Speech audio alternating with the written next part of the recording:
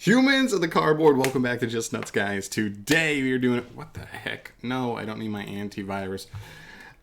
Welcome back to Just Nuts, guys. Today we're going over the new cards just revealed for the Pharonic Legend pack in the OCG. This seems like a little tiny baby pack that has some really cool support for, I think, Ishtar's cards. He has like the trap monsters and some other, very Egyptian type stuff. Very cool for Yu-Gi-Oh lore. So let's jump into that. We also have the reveal of what the V-Jump promo does. It looks like a Gravekeepers card. We'll see what goes on there, but let's jump into this thing. Starting off here, we have our Pharonic Advent. This is a... Oh, let me move my head because the effects are actually on the on that side. Okay.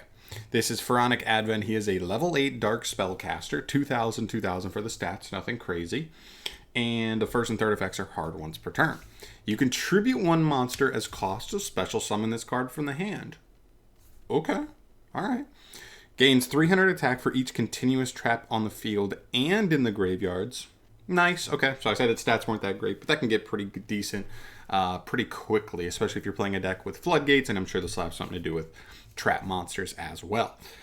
Then you contribute one fairy, fiend, or reptile monster as cost to add a continuous trap from your deck to your hand.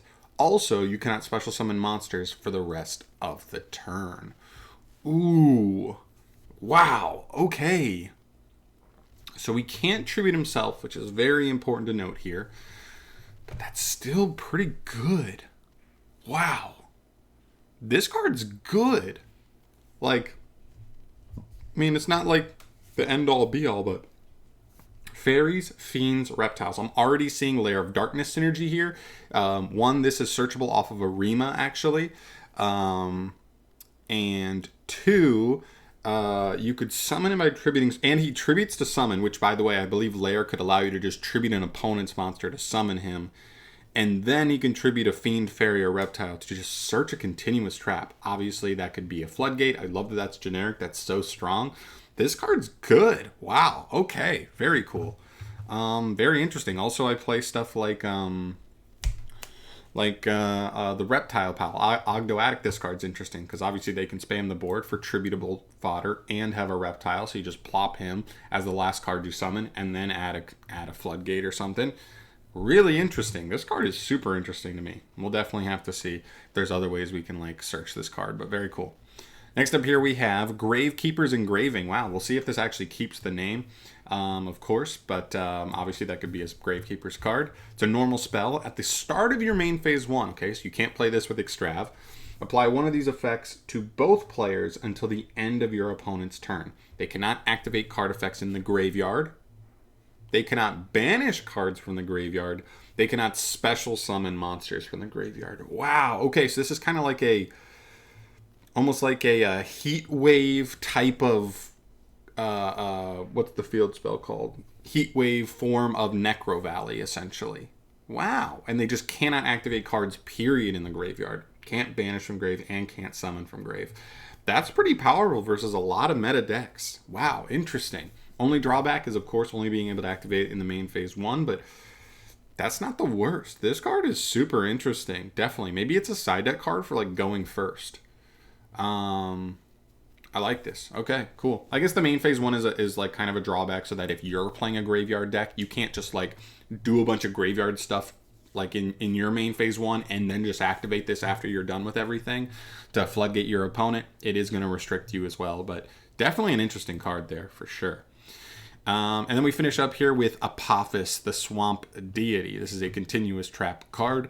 During the main phase, special summon this card as a normal monster. Ooh, normal monster. It's a Reptile Earth, level 6, 2,000, 2020. Wow, good stats on that. This is also still a trap card. Then you can negate the effects of face-up cards your opponent controls up to the number of continuous traps you control until the end of this turn. Whoa. This card is sweet. Wow. Okay. That's a really, really cool. Okay. So we already saw this other card, the Statue Azarune, come out last year. It's an interesting trap monster card, but it sends itself to negate a special summon from the extra deck, I think, which is decent, but it's very telegraphed, obviously.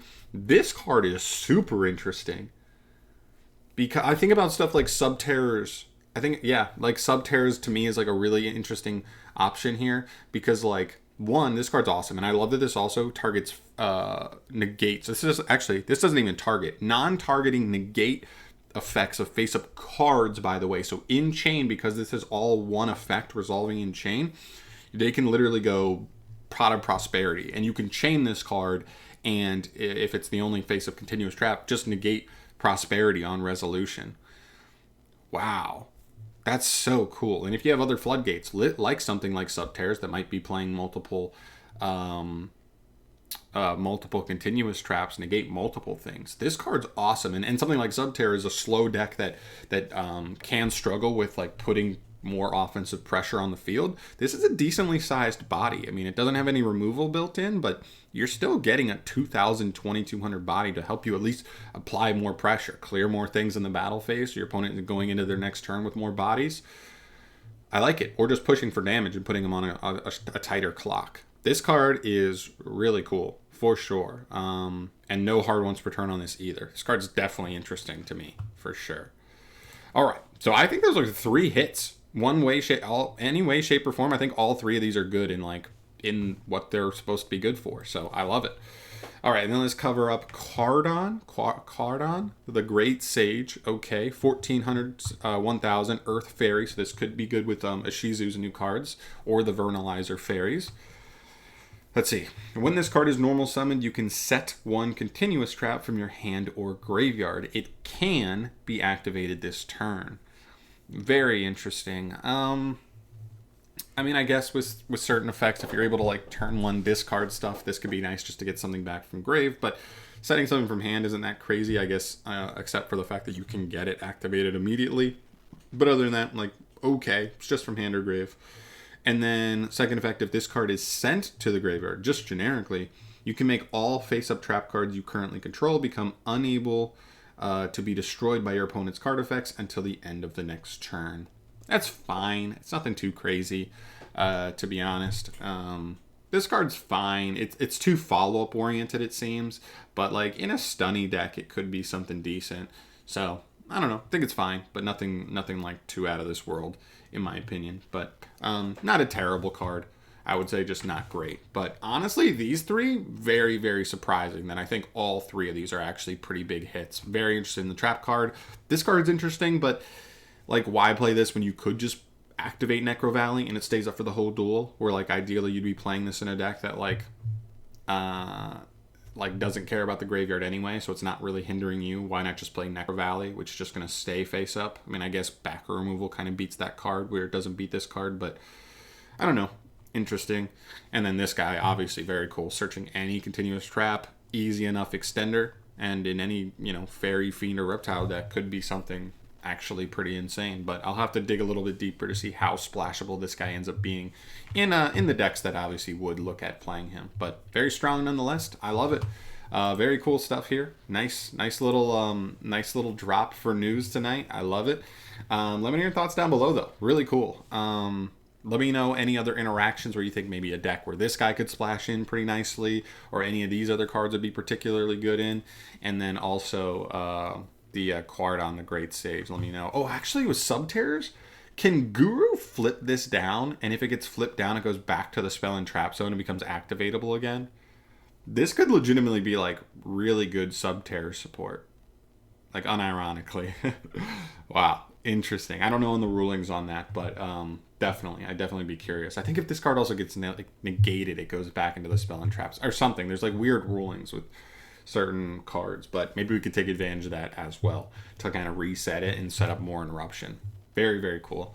Yeah, let me know your thoughts. I'm done for the night. Thank you so much for watching. As always, I will see you in the next video. Peace.